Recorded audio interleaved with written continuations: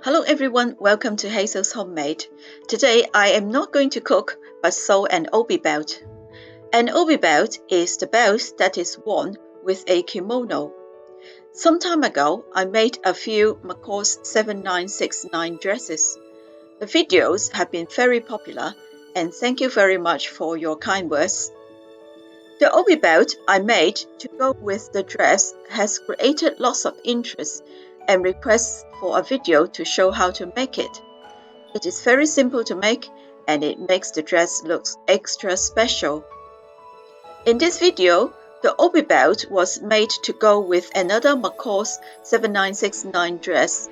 I have ordered some fabric which is especially for obi belt. It is made of silk and heavy in weight, which gives the belt a luxurious look.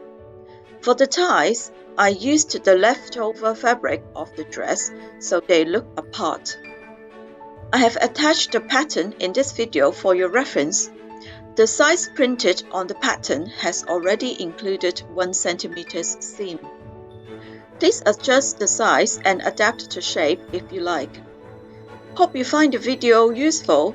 Please comment, share, like and subscribe to my channel. Let's go!